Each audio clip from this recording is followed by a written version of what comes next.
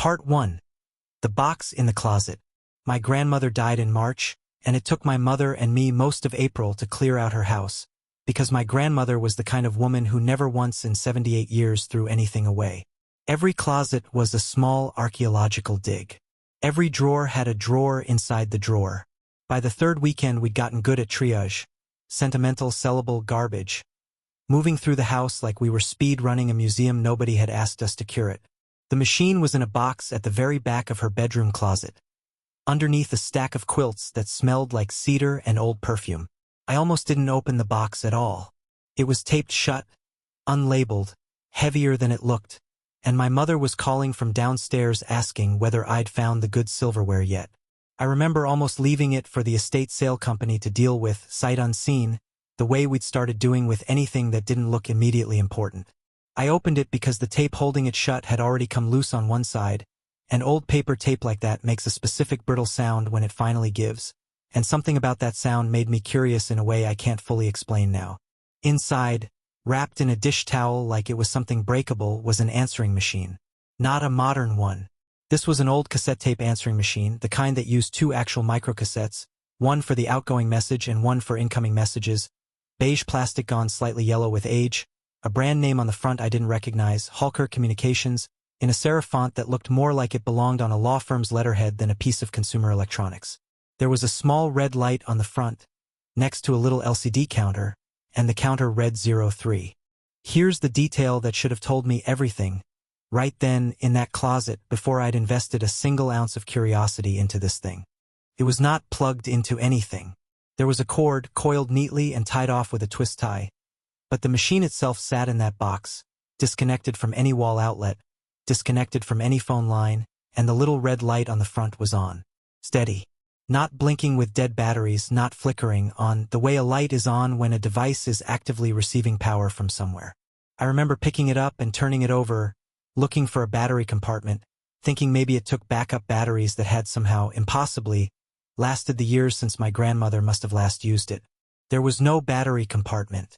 This was a device built entirely around AC power, a single input jack for a wall cord, and that cord was tied off, coiled, unconnected to anything, and the light was on anyway. I should have left it in the closet. I want that on the record, for whoever eventually reads this, the way people in these stories always say they should have just walked away. I didn't. I carried it downstairs, showed my mother, and she went pale in a way I found strange at the time and understand completely now. "Your grandmother used to work for the phone company," she said. "Before I was born, even. Some rural exchange out past Millhaven before everything went digital. She didn't talk about it much. She looked at the machine in my hands for a long moment. I thought she got rid of all that stuff years ago." "Got rid of what stuff?" "I don't know exactly. Equipment. She kept some of it, I guess, after they shut the exchange down." My mother's expression did something complicated. Not fear, not yet. More like an old unease surfacing after decades underground. I remember she had rules about it when I was little. There was a machine in the hall closet we weren't allowed to touch. I always assumed it was this one. "What kind of rules?" She thought about it. "Don't answer it if it rings when nobody's called," she said finally. "Don't play the messages out loud if someone else is in the room. And if it has a message from someone you love, don't listen to the whole thing alone." I laughed. I actually laughed, standing in my dead grandmother's kitchen holding a haunted answering machine, because it sounded like exactly the kind of nonsense superstition that accumulates around any object owned by an elderly relative. The routines and rituals people build up around things they've decided are important for reasons that stopped making sense before you were born. My mother didn't laugh with me. She told me to just throw it out or leave it for the estate sale, and I said I would, and I did not mean it even as I said it, because it was already sitting on my kitchen counter 3 days later, plugged into the wall, the coiled cord finally uncoiled, and the counter on the front reading 03. Part 2. 3 messages. I want to be honest about my state of mind, because I think it matters for understanding why I did what I did next. I was 31. Recently through a breakup that had left my apartment quiet in a way I hadn't adjusted to, working a job I could do from home, which meant days could go by with almost no human voice in my life beyond customer service calls and video meetings where I mostly had my camera off. A weird old answering machine that might, theoretically, still have working parts was, in a very real sense, entertainment. Content, if I'm honest. Some small part of me was already thinking about a video, a post, something to fill the silence with a story. I pressed play. The outgoing message played first, automatically, the way old machines do before they get to the actual saved messages. A woman's voice, unmistakably my grandmother's, though younger than I'd ever heard her, brisk and businesslike. You've reached the Hallkirk line. Leave your message after the tone. If this is urgent, stay on until you hear the second tone before you speak. A pause. Then, quieter, almost an afterthought, not part of the scripted greeting at all. And if you're calling to ask, the answer is still no. Then a beep, and the first saved message began. Static first. Not the clean digital static of a bad connection, but something with texture to it, almost organic, like wind moving through dry grass recorded very close to the microphone. Under the static, a voice, faint, difficult to parse. I turned the volume up. The voice resolved slowly, the way a radio station comes in as you drive toward its tower. And what I heard, once it was clear, was a man's voice, calm, almost gentle, saying, "Your kitchen faucet is going to start dripping on Thursday. It's the cartridge, not the washer. Don't let the hardware store sell you the wrong part." That was the entire message. 15, 20 seconds, and then a beep, and the machine moved on to message 2. I sat with that first message for a long moment before letting the second one play, because there was something deeply, quietly wrong about it that I couldn't articulate yet. It wasn't scary in any conventional sense. It was specific. It was mundane. It was the kind of thing a neighbor might say if they'd noticed your faucet dripping, except I lived alone, nobody had access to my apartment, and I want to stress this, nobody could possibly know in advance on a Tuesday that my kitchen faucet was going to develop a drip 2 days later. Which, for the record, it did. Thursday morning.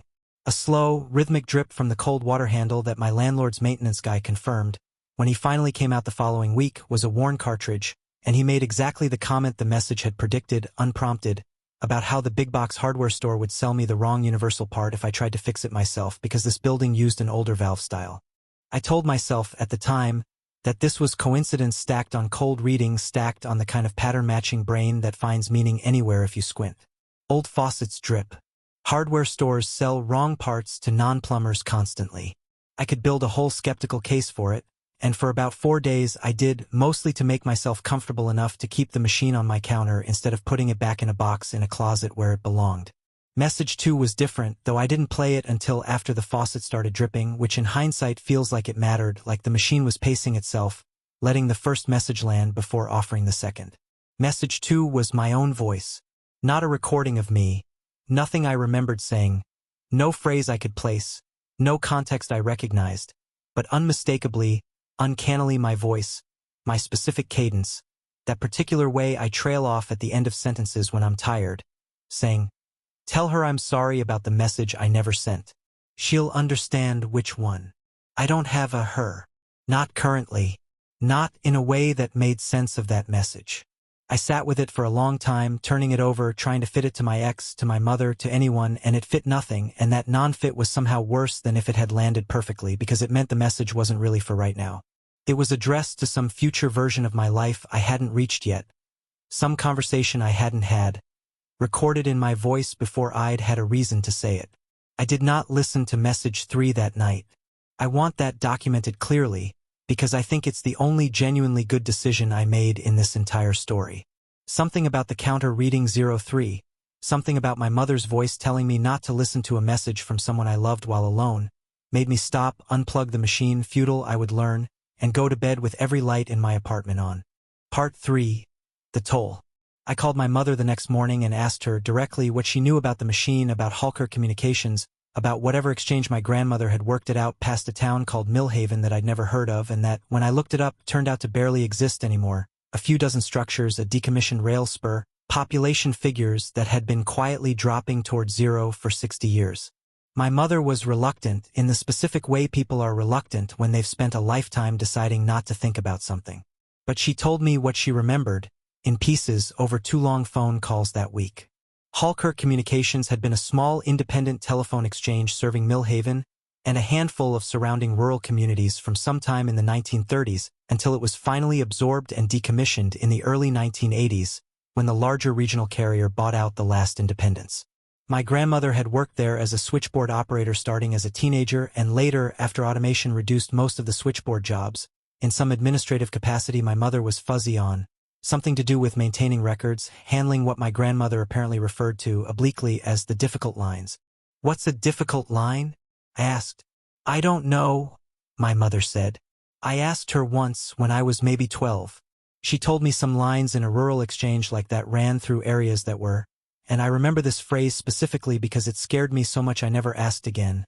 Thin in ways the company never wrote down. Then she told me to go do my homework.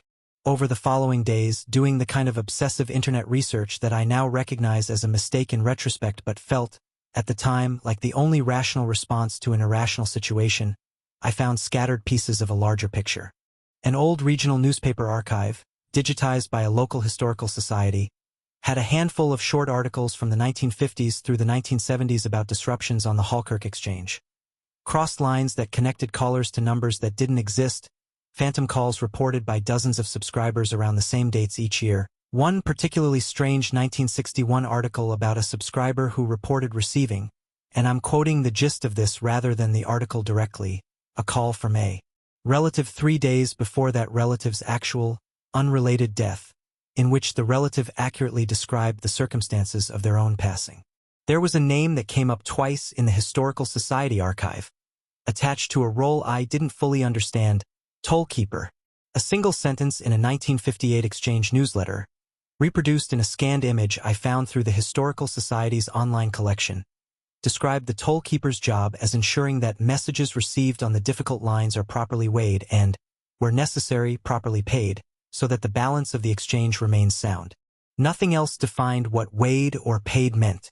But my grandmother's name, her maiden name, the one she'd used before marrying my grandfather, appeared in a company personnel list from 1969, next to the title tollkeeper, Northern Circuit. I understood, reading that, sitting at my kitchen table with the machine 6 feet away from me on the counter, silently displaying its unchanging 03, that my grandmother had not simply worked at an old phone company. She had held a specific, deliberately obscure job whose entire function was managing something the company itself apparently didn't want written down plainly. Something that ran through certain lines in that rural exchange like water finds its way through cracks in a foundation, and that when Halkirk was decommissioned and the physical exchange dismantled, she had not left that responsibility behind.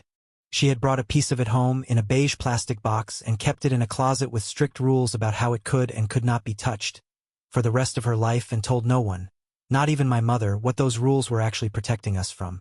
I should have called an exorcist, a priest, an eccentric parapsychology professor, anyone.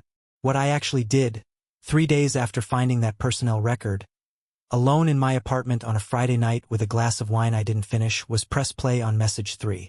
Part 4, Message 3.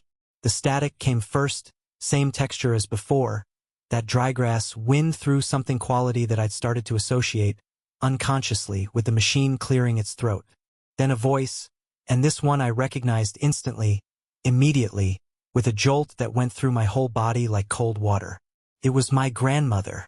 Not the brisk, businesslike voice from the outgoing greeting. Older. Tired in a way that matched how she'd sounded in the last year of her life, when the cancer had taken most of her energy and left her voice thin and careful, like she was rationing it.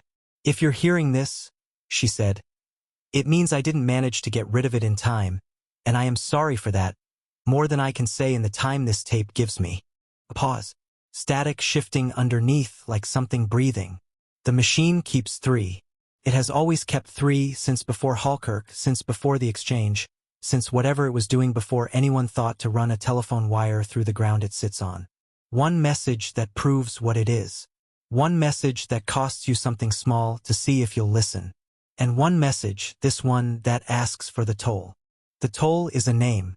Someone you love, given freely, spoken into the machine, recorded onto the outgoing tape in your own voice. In exchange, it will warn you truly, honestly, about things that would otherwise hurt you, small things at first, then larger, for as long as you keep feeding it names. It has never once lied about a warning. That is the trap of it. Everything it tells you will be true and useful, and it will save you real pain, real money, real grief, right up until the moment you understand what you've been trading away to get it. I kept it 30 years and gave it 11 names. Your grandfather is not one of them. I want you to know that whatever else you learn about me from that machine, your grandfather died an old man in his sleep because I refused every single time for 30 years to give it him. But I gave it cousins. I gave it people I loved less than I loved him, God forgive me, and told myself that made it acceptable. I do not know what happens to a name once it's given. I only know that every person I fed to that tape died within the year, in ways that looked to anyone else like ordinary bad luck, and every single time in exchange it kept my household safe from something worse. I made that trade 9 times before I understood what I was doing, and twice more after, because by then I could not make myself stop. Her voice cracked here in a way I had never once heard in life, and it was the worst sound in the entire recording, worse than any of the static, worse than anything supernatural about the machine itself, because it was simply, achingly human. I am leaving it to no one. I have tried 3 times now to destroy it. Fire, water, a hammer, more times than I'll admit, and it is always whole again by the following morning, plugged into nothing, counter reset to 3. I don't know how to end it. I have decided, God help me, that the kindest thing I can do is make sure it stays in a box, in a closet, unplugged, forgotten, for as long as I am alive to enforce that, and hope that whoever eventually finds it after I'm gone has more sense than I did at 22. Sitting in a switchboard office being told by a supervisor that some lines just need someone patient enough to listen to them, and being too curious, too young, too flattered at being chosen for the responsibility, to ask what listening was actually going to cost. Do not give it a name. Whatever it offers you, and it will offer you exactly the thing you most want to hear, it is very good at that, better than anything human. Do not give it a name. Unplug it. Bury it if you can't destroy it. And if you cannot bring yourself to do even that, at the absolute least, I am begging you, never listen to message 3 a second time, because the second time it stops asking, and it starts telling you whose name it's already decided to take. The tape clicked off. The static stopped. The counter on the front of the machine, which had read 03 since the moment I found it, clicked over with an audible mechanical sound to 04. Part 5. The 4th message. I did not sleep that night, obviously. I sat at my kitchen table with the machine unplugged. Genuinely unplugged this time, cord coiled, wall outlet empty, and the little red light still on, steady, patient, the way it had been in the closet, and I thought seriously for the first time about what my grandmother had actually told me. Not a ghost story. Not a haunted object in the conventional sense. A working arrangement. A toll booth disguised as a household appliance, run by something old enough to have been in the ground before anyone strung a wire across it, willing to trade small true kindnesses for a very specific, very final currency. I want to explain why I didn't get rid of it immediately, because I know how that sounds, and I've had 5 months to be ashamed of the answer. It was this. The faucet prediction had been true. My own future apology, whatever it turned out to mean, felt uncomfortably plausible in a way I couldn't shake. And some very quiet, very shameful part of me had already, in the space of that one recording, started doing math about which of the difficult people in my life I would miss the least. I am not proud of that thought. I had it anyway. I think that's the actual horror at the center of this story, more than any static or any voice. The machine doesn't have to trick you into anything. It just has to wait for you to be tired enough or lonely enough or angry enough at somebody, and do the arithmetic on your own. I did not give it a name. I want that on the record before anything else that happens in this account. But I made a mistake almost as bad, 3 days later, which was this. I pressed play on message 4. My grandmother had said the machine keeps 3. 3 and then the toll and then presumably nothing further unless you paid it. Message 4 should not have existed. The counter reading 04 instead of resetting to 3 should have been, on its own, the loudest possible alarm bell, and it was, and I pressed play anyway because by that point 3 days without sleep and an unresolved sense of dread had worn down whatever good judgment I still had left. Message 4 was not static-laden. It was clear, immediate, no warm-up at all. A voice that was not my grandmother's and not the calm man's voice from the faucet prediction. It was younger, male, uncertain in a way none of the previous voices had been. Hey, it's me, obviously, it said, and I realized, with the specific vertigo of hearing your own voice from outside your own mouth, that it was mine, again, but different from message 2, not future tense and cryptic, but immediate, present, almost casual, the voice of someone leaving a normal voicemail. I'm calling because I figured out how to stop it, my own voice said. I found the actual exchange building. It's still standing, out past Millhaven, boarded up but standing, and there's something in the sub-basement that's older than the switchboard equipment, older than the building itself probably, and I think if I go there and I do the thing Grandma's notes describe, I can end it. I'm leaving tonight. If you're hearing this and I haven't called you some other way by Sunday, it means I didn't make it back, and I need you to. The message cut off. Not faded, not clicked to static, cut, mid-sentence, the way a recording does when the tape itself is damaged or deliberately spliced. I have never gone to Millhaven.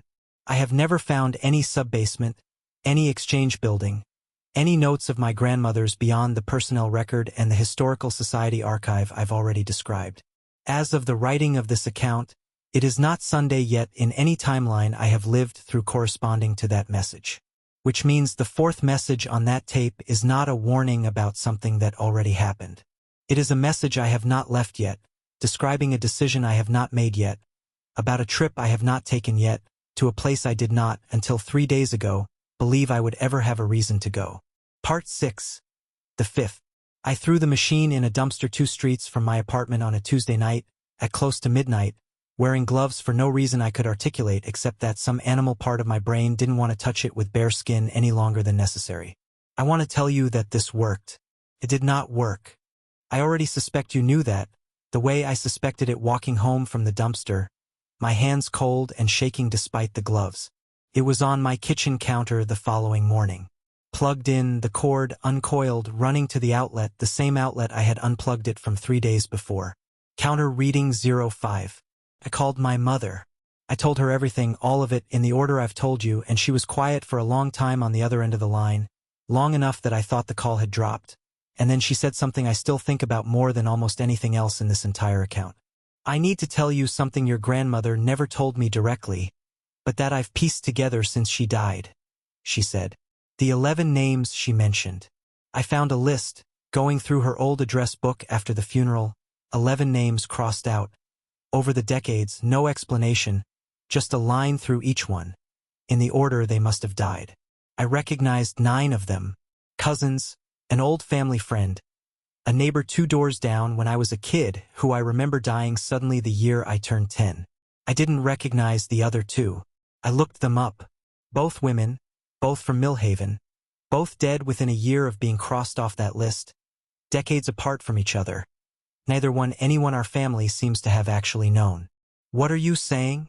I'm saying I don't think the names have to be people you love, my mother said very quietly. I think that's just the easiest way to get someone to give one up. I think it just needs a name. I think your grandmother learned eventually that she could give it strangers, women in Millhaven she'd never met, people whose names she must have found some other way, maybe from the same records you've been finding. And it accepted those just as readily as it accepted family because the toll was never really about love. It was just about a name being spoken, once, into that machine, in the voice of someone the machine had already marked as its own. I have not been able to stop thinking about what that means. It means the machine does not actually require sacrifice in the sense my grandmother, in her recorded message, seemed to believe, a genuine cost, a genuine grief, a moral weight she carried for 30 years as the price of protecting the people closest to her.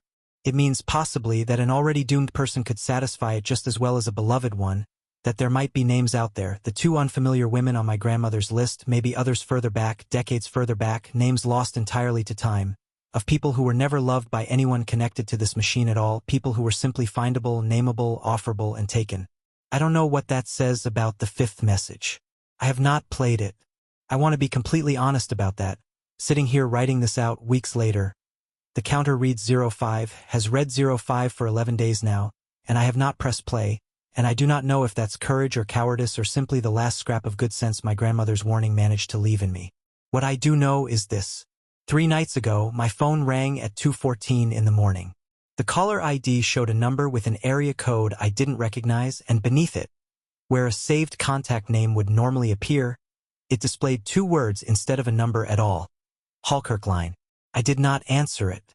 It rang 4 times and stopped, and there was no voicemail because I don't currently have voicemail set up on that number, never have deliberately, since about a week after I threw the machine in that dumpster.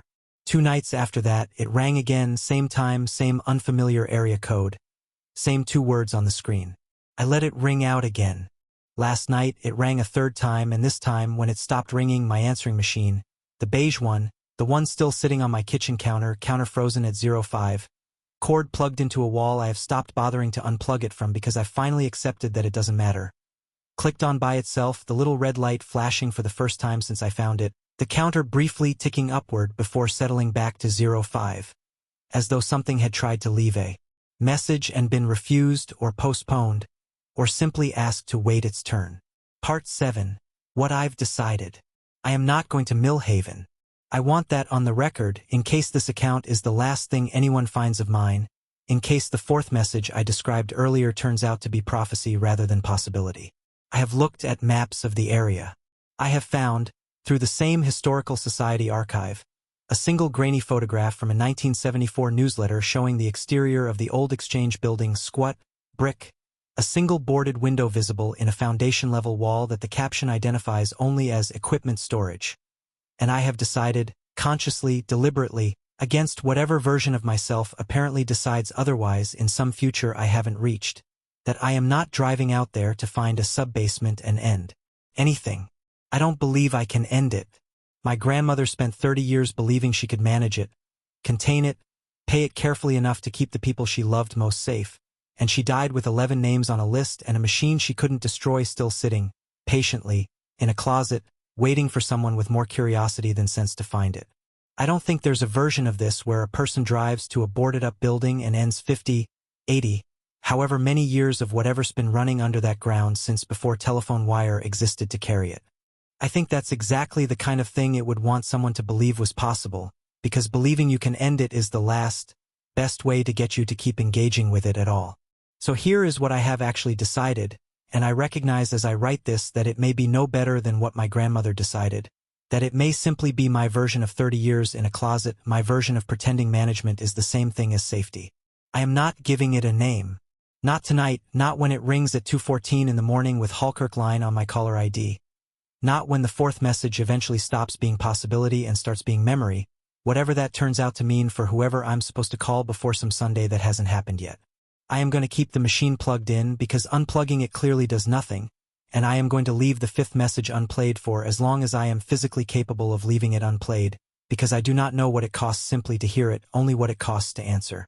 And I am recording this account and posting it here on this channel under this name, for the same reason I think my grandmother eventually stopped trying to destroy the machine and just tried to warn the next person instead. Not because I think it will stop anything.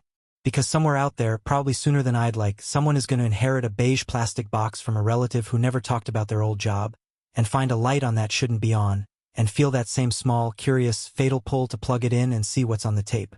If that's you, the faucet prediction will be true. The small kindness will be real. That is exactly how it gets you to trust it enough for what comes after. Don't give it a name. Don't play message 3 twice.